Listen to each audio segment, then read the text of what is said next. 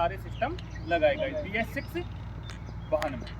अब सबसे ज़्यादा डीजल गाड़ियों में ये व्हीकल एमिशन कंट्रोल सिस्टम ज़्यादा उपयोगी रहा। मतलब उपयोगी का मतलब क्या है, महंगा है और ज़्यादा सारा सिस्टम है। अब देखो, एग्जॉस्ट इंजन की एग्जॉस्ट गैस से कौन कौन सी गैस हानिकारक निकलती है? CO, कार्बन मोनोऑक्साइड, और SC का मतलब क्या है? हाइड्रोकार्बन। और उसके बाद कौन कौन सी है? नॉक्स, नाइट्रोजन ऑक्साइड, और पार्टिकुलेट मैटर मतलब PM।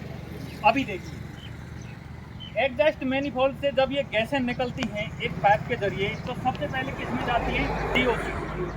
DOC का मतलब क्या है? Diesel oxidation catalyst. Diesel oxidation catalyst. अब ये DOC होता है ओनली फॉर डीजल गाड़ी में होता है। क्या? Diesel oxidation catalyst only for किस में होता है? डीजल गाड़ी। इसका काम है CO, कार्बन मोनोऑक्साइड को CO2 में बदली करना। कार्बन मोनोऑक्साइड हानिकारक गैस है, अगर वायुमंडल में जाएगी तो प्रदूषण होगा। उस प्रदूषण को कम करने के लिए CO को किस में बदली करेगी? ये CO2। कौन करेगा?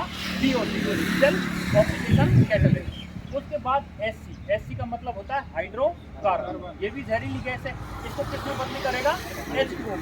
लेकिन NOx को बदली नहीं करेगा। तीन गैस जाएंगी और पार्टिकुलेट मैटर जाएंगे। तो इन दो गैस को तो बदली कर दिया इसने कम हानिकारक गैसों में। तो CO2 हानिकारक गैस है क्या? CO2 हानिकारक गैस नहीं है। उसके बाद H2O जल, ये हानिकारक है क्या? ये भी हानिकारक नहीं है। लेकिन अब DOC से NOx और PM पार्टिकुलेट मैटर आगे की तरफ प्रस्थान करे। अब ये दो चेंबर दिख रहे हैं आपको, एक रेड कलर का, ये है डीजल ऑक्सीडेशन कैटलिस्ट। कन्फर्म है? क्या है? Diesel oxidation catalyst. इसने दो गैसों को बदली किया।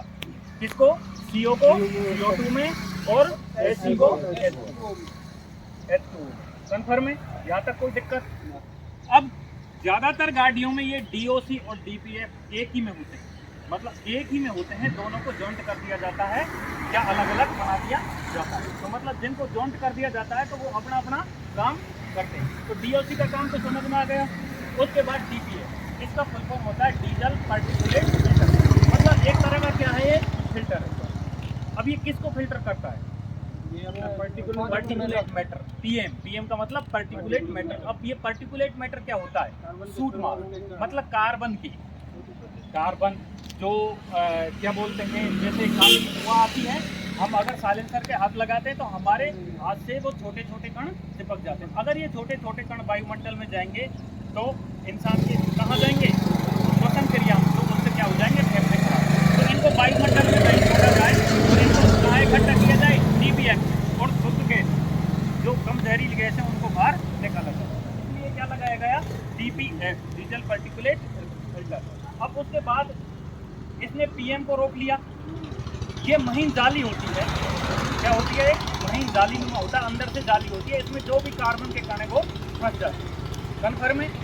अब इसमें दो सेंसर होते हैं। क्या होते हैं? दो सेंसर। अब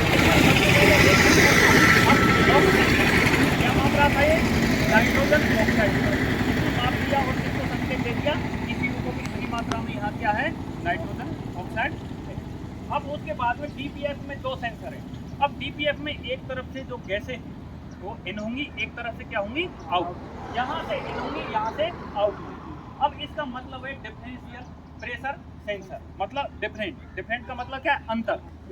अब जिस वेग से हवा या गैस यहाँ से इधर की तरफ इसमें इन हुआ है, उतने ही प्रेशर से आउट होनी चाहिए। अगर उतने प्रेशर से ये आउट नहीं होगी तो क्या होगा? अगर आउट नहीं होगी तो क्या आ जाएगा? इनमें अंतर आ जाएगा। अब जैसे ही इनमें अंतर आएगा तो ये ECU को संकेत देगा। क्या? जैसे सेंसर इसमें जितनी रीडिंग है उतनी ही रीडिंग इस सेंसर में आनी चाहिए। अगर इन दोनों सेंसर में अंतर आएगा तो उस समय क्या होगा? डिफरेंट आ जाएगा। तो इसको क्या करना पड़ेगा फिर? रीजनरेट। क्या करना पड़ेगा? रीजन। अब देखिए इसकी रीजनरेट की कार्रवाई। जब गाड़ी लंबी दूरी में चलती है, इंजन ज़्यादा गर्म होता है तो ऑटोमेटिक ये ऑटो रीजनरेट होता रहता है। लेकिन जब गाड़ी सिटी एरिया में चलती है या लोकल में चलती है, इंजन गर्म नहीं हो पाता है, कार्बन के कण फंस जाते हैं। चाहे नई गाड़ी हो चाहे पुरानी हो, इसका कोई किलोमीटर से लेना देना नहीं है कि 1000 किलोमीटर पर होगी या 500 किलोमीटर पर होगी। मतलब 1000-2000 किलोमीटर चलने पर क्या है, कार्बन कण, जितनी गाड़ी धीरे चलेगी तो कार्बन ज़्यादा उत्पन्न करती है, तो कार्बन के कण फंस जाते हैं। अब जब गाड़ी स्पीड में चलती है तो इंजन क्या होता है, गर्म। अब जब गर्म होते हैं तो यहाँ क्या होता है, ये हीट पैदा होती है। यहाँ क्या होती है, हीट। उस हीट से जो कार्बन के कण हैं जो इसमें फंसे थे, किसमें, जो महीन जाली में, वो क्या होते हैं, बर्न हो जाते हैं। अनबर्न जितने भी कार्बन थे वो बर्न हो जाते हैं और कम हानिकारक होकर बाहर निकल जाते हैं। आगे के रास्ते में जो एग्जॉस्ट सिस्टम है उसके में दाखिल होकर बाहर निकल जाते हैं। अभी देखो डीपीएफ में 2 सेंसर हुए, कौन कौन से, डिफरेंशियल प्रेशर और सेंसर, मतलब इनमें अंतर बताएंगे। उसके बाद यहाँ जैसे अब यहाँ पर कौन कौन से कैसे रुकी, एक तो CO को ट्रीटमेंट कर दिया और HC का ट्रीटमेंट कर दिया, CO को बदला था CO2 में, HC को बदला था HC। उसके बाद में DPF ने क्या किया, जो पार्टिकुलेट मैटर थे, अनबर्न जितने भी कार्बन के कण थे वो अपनी जाली में समा लिए। अब बची क्या, नोक, क्या बची, नोक। अब देखिए आगे, ये है डीजल एग्जॉस्ट फ्लूइड का टैंक, जिसको क्या बोलते हैं हम, यूरिया। इस यूरिया में मात्रा होती है यूरिया की 32.5, 32.5 और 67.5 की मात्रा होती है। क्लियर है। इसके लिए एक अलग टैंक बनाया गया है, डीजल टैंक बड़ा होता है। ऐसा ही छोटा सा टैंक किसका होता है, यूरिया, जिसको हम क्या बोलते हैं, एडब्ल्यू या DEF, डीजल एग्जॉस्ट फ्लूइड। अब इस यूरिया में एक इलेक्ट्रिक पंप रहता है, जिसको क्या बोलते हैं, DEF पंप।